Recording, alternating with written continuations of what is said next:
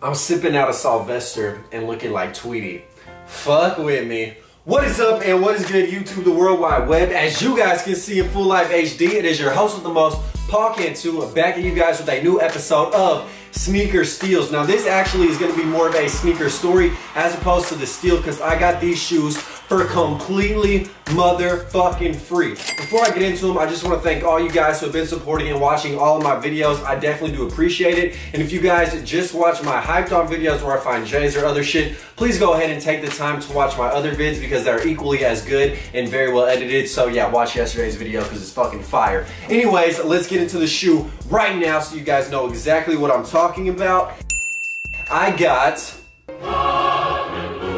boom! These Columbia Jordan 11s for the price of free $99. That is right, I didn't spend a single dollar on these shoes, and right now I'm actually gonna tell you guys the story of how I acquired these fire ass shoes. So let's go ahead and take things back in time real quick. About 2 years ago, or maybe a year and a half ago to be exact, I was at the University of Texas at Austin, hook 'em bitch, where I attended college.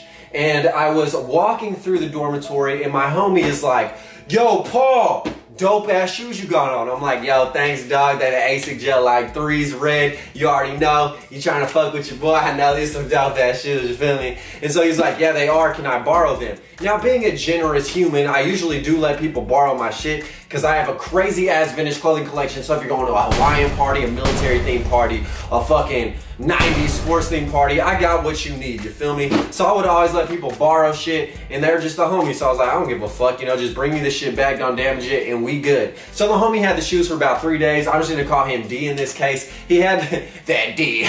Tripping. He had the shoes for about 3 days and I was like, yo bro, you gonna get me with the shoes? Like, you done with them? He's like, yeah. So about 2 weeks pass and I don't get the shoes back, right? Then I see him walking outside and it's raining with this gal and I'm like, bruh, you about to put my shits in a torrential downpour? You joking me? So he walks out the building with my shoes still on his feet. At that point, I text him. I'm like, hey, bro, just spot me the $35 I paid for the ASIC Gel Like 3s, and we good. So about, I think it was probably 6 months to a year later. Actually, it was a full year later, right? I hadn't got the money. I would hit him up, be like, yo, you got my money? He'd be like, yeah, I'm working on it, bro. I'm working on it. I'm like, you ain't working hard enough because I don't got my money and you got my shoes. But it was all good under the sun. I figured I'd get the money eventually. So I go to the recording studio with him and my homie, and we're basically like posted up. When we leave, the guy whose studio it is like, bruh, where's my 25 for the sesh? And of course, the homie again doesn't have his money. So he goes in to like talk to the dude. So I'm chilling with my other friend and he informs me that you never let him borrow your shit or buy your shit because he will never pay you or fucking let you have the stuff back. And what's really crazy though is that when the homie actually borrowed my Gel Like 3s, he was like, yo, just hold these Carmine 6s in exchange in case I don't return them. I was like, nah, bro, I figured you were good for it. Little did I know, I should have taken the 6s. Well, actually, I guess I shouldn't have.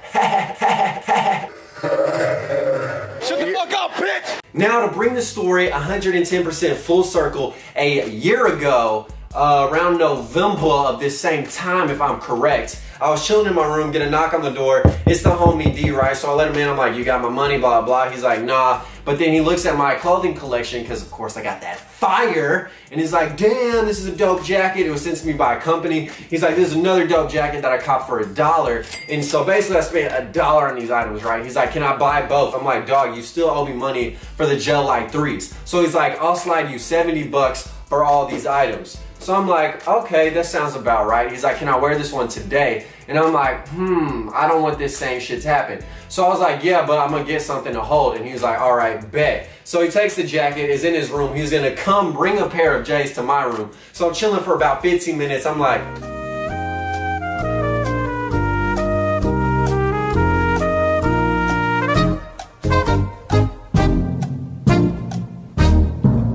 where is this motherfucker?